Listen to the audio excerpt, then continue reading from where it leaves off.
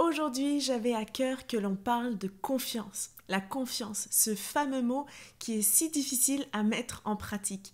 En ce moment, j'étudiais dans ma Bible, je suis dans la Genèse, et je regardais les personnages bibliques comme Abraham, comme Isaac, Jacob, Joseph, et je réalisais à quel point ils étaient capables de faire confiance à Dieu en toute épreuve. Et puis la Bible dit, justement, la Bible nous enseigne à faire confiance.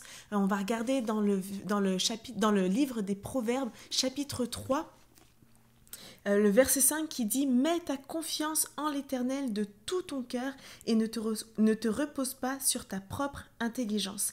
Cherche à connaître sa volonté pour tout ce que tu entreprends et il te conduira sur le droit chemin. » Et dans les psaumes également, ça nous enseigne de faire confiance à Dieu. Dans le psaume 37, à partir du verset 3 qui dit « Mets en l'Éternel toute ta confiance, fais ce qui est bien et dans le pays tu demeureras en sécurité.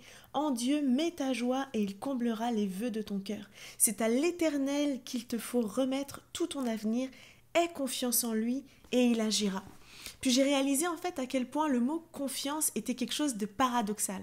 À la fois, on est capable de faire confiance à des personnes, à des institutions qu'on ne connaît pas, par exemple pour nos finances avec la banque, pour la santé, pour notre éducation, mais parce qu'ils ont cette expertise, on est capable de se dire qu'on peut leur faire confiance parce qu'ils ont cette connaissance qui nous permet d'avoir confiance en eux dans le fond. Et puis en même temps, c'est quelque chose de difficile dans nos relations aujourd'hui de faire confiance dans nos amis, de faire confiance dans nos relations amoureuses, de faire confiance au travail et même de faire confiance à notre gouvernement en ce moment avec la situation actuelle de la pandémie. Donc j'avais envie qu'on puisse en parler ensemble aujourd'hui. Qu'est-ce que la confiance? Comment faire confiance? C'est bien facile à dire, mais comment est-ce qu'on met ça en pratique? Et puis j'avais aussi à cœur de pouvoir vous donner 12 versets, 12 vérités bibliques que vous allez pouvoir vous souvenir et retenir concernant la confiance en Dieu et pour les mettre en pratique au moment où vous en aurez besoin. Donc c'est parti, on regarde ça ensemble tout de suite.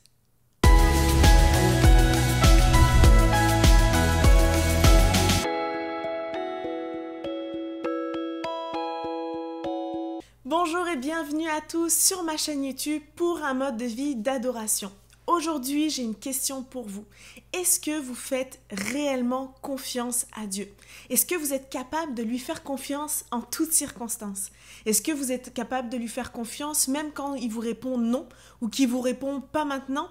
Est-ce que vous êtes capable de lui faire confiance même quand tout autour de vous vous pousse au contraire ou même quand vous avez peut-être l'impression qu'il ne vous entend pas ou qu'il n'agit pas ou que vous ne le ressentez pas?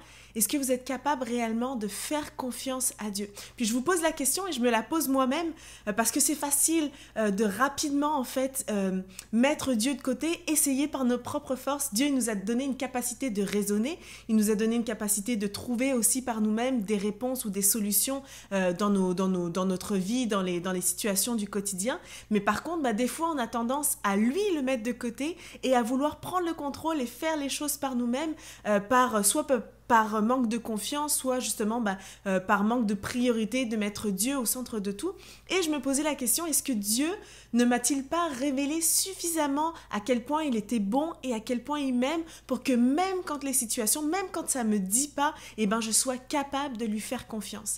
Puis d'ailleurs, il y a un très bel exemple dans la Bible qui illustre ça et on va lire ensemble dans Matthieu chapitre 14 à partir du verset 22. Aussitôt après, Jésus pressa ses disciples de remonter dans la barque pour qu'ils le précèdent de l'autre côté du lac pendant qu'il renverrait la foule.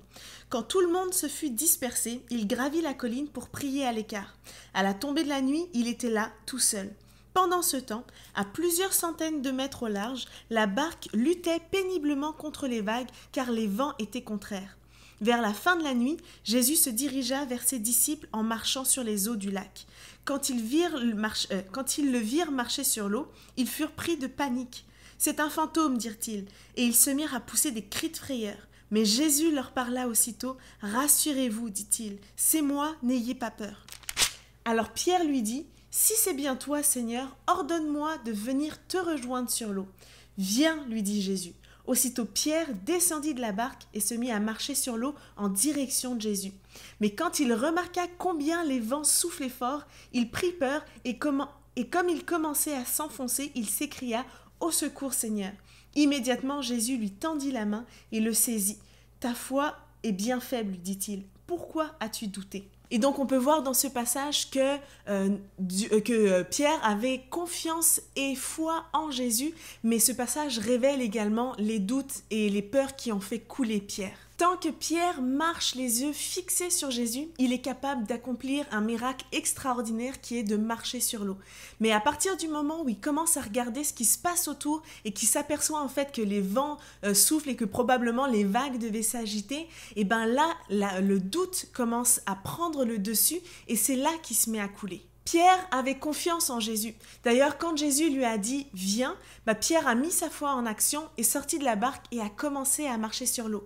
Mais la peur, le doute, l'inquiétude ont commencé à prendre le dessus sur sa confiance. Le doute et l'inquiétude l'ont privé de la force de cette foi qui lui permettait de marcher sur l'eau avec Jésus. Et en fait, c'est pareil pour nous. On croit en Dieu, on a foi en lui, on sait qu'il est capable d'accomplir de grandes choses, on sait que c'est un Dieu qui est tout-puissant, qui est sans limite, mais à partir du moment où on commence à détourner nos yeux de Jésus et qu'on commence à regarder à nos propres circonstances, et ben c'est à ce moment-là qu'on se met à couler. On laisse nos préoccupations prendre le dessus et au milieu de la tempête, et ben on essaie de se débattre plutôt qu'en fait de regarder à Jésus et de saisir sa main alors qu'on est en train de couler. Puis je veux pas juger personne et puis je sais qu'il y a des situations qui sont beaucoup plus compliquées que d'autres. Je sais qu'il y a des circonstances, qu'il y a des choses dans nos vies qui mettent vraiment notre foi, notre confiance à l'épreuve. Mais la solution reste la même. Jésus, lui, est inébranlable et malgré les tempêtes, malgré les combats qu'on a dans notre vie, eh ben on doit fixer nos regards sur Jésus, on doit lui faire confiance, on doit avancer, continuer d'avancer avec lui parce que justement c'est quand on est avec lui qu'on est capable de tout faire. D'ailleurs vous m'avez sûrement déjà entendu le dire, sans Jésus on ne peut rien faire, mais avec lui on est capable d'accomplir des choses extraordinaire, on est capable de vivre dans le miraculeux. Et j'espère vraiment que cette vidéo va pouvoir t'encourager, va pouvoir te fortifier dans ta marche avec Jésus, à lui faire confiance et à garder tes yeux sur lui. Et ensuite, si on regarde donc la définition de ce que c'est que la confiance, on se rend compte à quel point le mot confiance et la foi sont étroitement liés. Je te dirais même qu'en fait, l'un ne va pas sans l'autre. On va d'abord regarder la définition de la foi. Qu'est-ce que c'est que la foi ? La foi, dans la Bible, ça vient du grec pistis, qui veut dire fidélité, preuve certaine, conviction, croire. Et elle donne la définition suivante, la certitude et la confiance concernant la relation avec Dieu et les choses divines. Et si on regarde ce même mot, la foi, dans un dictionnaire, par exemple, comme le Larousse, on va voir en fait que ça veut dire une ferme assurance, une certitude, une conviction forte, une confiance, voire même une confiance absolue. Et donc quand on regarde la définition, que ce soit de la Bible ou que ce soit du dictionnaire, on se rend compte qu'il y a vraiment deux mots qui ressortent, c'est la certitude et la confiance.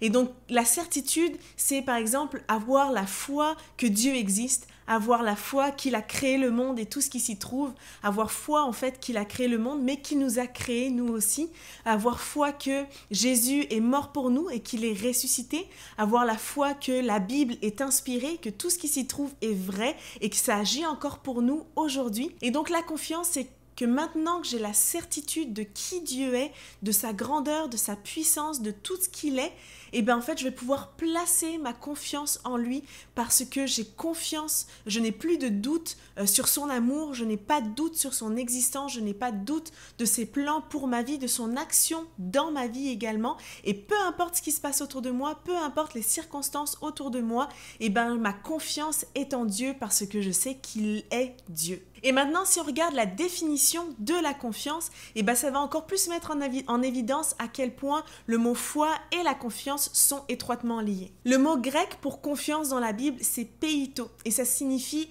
persuader, avoir l'assurance, obéir, croire. Et si on regarde également le même mot, donc confiance, dans un dictionnaire, encore une fois comme un dictionnaire Larousse, et ben ça dit que c'est une espérance ferme, une assurance, un sentiment de sécurité. Et donc on voit que la confiance et la foi sont indissociables. parce que j'ai foi en l'immensité de Dieu, parce que j'ai la certitude qu'il existe et qu'il existait hier, aujourd'hui et éternellement, alors dans ce cas, je peux avoir confiance en lui, confiance qu'il est inébranlable, confiance qu'il est avec moi dans l'épreuve et mettre ma foi en action, être obéissante dans tout ce qu'il me demande de faire. Quand il me dit sors de la barque et marche sur l'eau, et ben d'obéir, de mettre cette foi en action parce que je sais que Dieu ne me laisse pas tomber. Et aussi, on a l'inverse. Le manque de confiance va en fait révéler un manque de foi. Et donc, ça nous ramène encore une fois à la parole de Dieu. Ça nous montre encore une fois que le fait de lire et de prendre le temps de méditer la Bible nous permet d'avoir cette connaissance de qui est Dieu. D'ailleurs, j'ai fait une vidéo sur 10 étapes pour méditer la parole de Dieu. Donc, si c'est quelque chose qui t'intéresse et que tu n'as pas vu cette vidéo, je te remets le lien pour que tu puisses cliquer et aller regarder comment mettre la méditation de la parole de Dieu dans ta discipline. Mais ça nous rappelle juste en fait que plus tu vas prendre le temps de lire ta Bible, plus tu vas comprendre qui Dieu est, plus tu vas avoir conscience de tout ce qu'il est, plus ensuite tu vas te remplir de ces vérités-là et ça va te donner la force, ça va te donner la foi pour la mettre en action lorsque justement tu fais face à différentes situations. Plus tu vas regarder également différentes histoires dans la Bible comme Abraham, Jacob, Isaac, quand tu vas regarder Joseph, comment Joseph faisait confiance à Dieu même dans la prison, même lorsqu'il était esclave. Quand tu vas regarder comment est-ce que Paul avait confiance, comment est-ce que les disciples faisaient confiance, comment est-ce que la Bible, comment est-ce que Jésus enseignait aussi sur le fait de faire confiance à Dieu. Quand on regarde le peuple d'Israël aussi, les fois où il doutait et toutes les fois où Dieu a été fidèle. Quand tu étudies aussi le livre complet des Hébreux qui te parle de la foi, et toutes ces choses-là vont venir te nourrir, vont venir nourrir ta connaissance et te permettre ensuite de te rappeler tout ça quand tu devras mettre ta foi en action. Et même quand les choses vont bien, ça te permet juste de te rappeler que qui Dieu est et que tu peux lui faire confiance. Et moi-même, dans ma propre vie, c'est pas forcément quelque chose que j'ai appris dans les livres, mais c'est quelque chose que j'ai développé en lisant ma Bible et que j'ai expérimenté.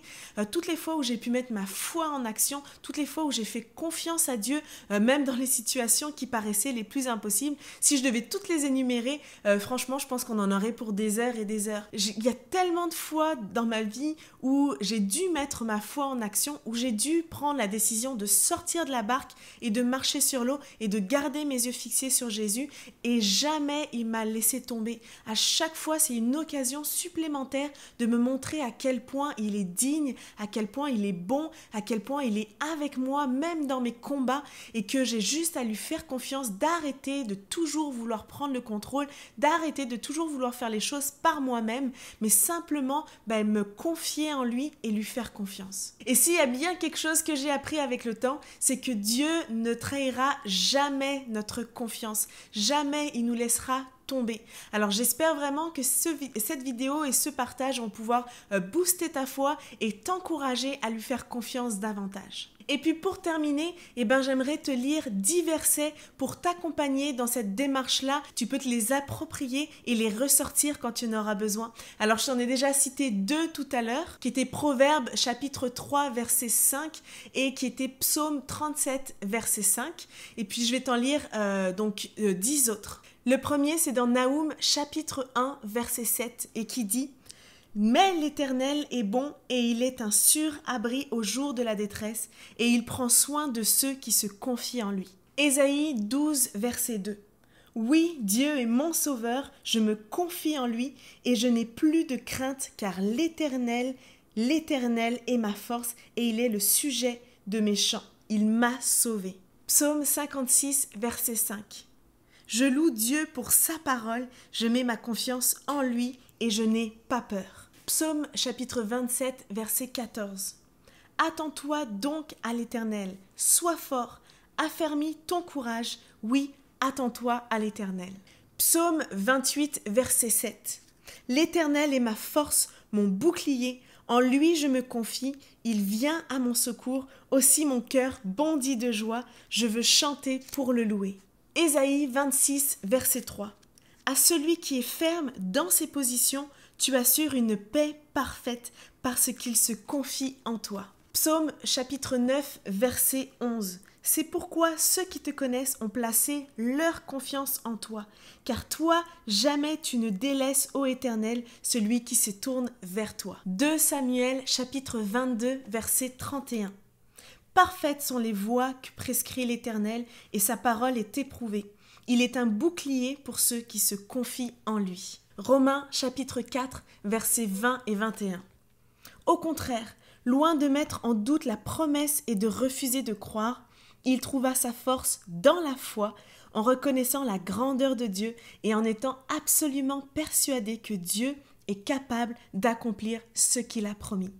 Et un petit peu plus loin, on voit dans le verset 24 que ça dit « Car la foi sera aussi portée à notre crédit, à nous qui plaçons notre confiance en celui qui a ressuscité des morts, Jésus notre Seigneur. » Et pour finir, Psaume chapitre 31, verset 15. « Mais moi, ô Éternel, je me confie en toi, je dis, c'est toi qui es mon Dieu, mes destinées sont dans ta main. » Alors vraiment, mettez votre confiance en lui, placez votre foi en lui, il ne vous décevra jamais. Que ce ne soit pas nos circonstances qui déterminent le niveau de notre foi, mais qu'au contraire, le niveau de notre confiance et le niveau de notre foi en Dieu puisse impacter nos circonstances. Dieu ne change pas, il est le même hier, aujourd'hui et éternellement. Tu peux lui faire confiance, tu pouvais déjà lui faire confiance avant, tu peux lui faire confiance aujourd'hui et tu peux continuer à lui faire confiance demain parce que jamais il ne te laissera tomber. Il est Dieu, il est tout-puissant,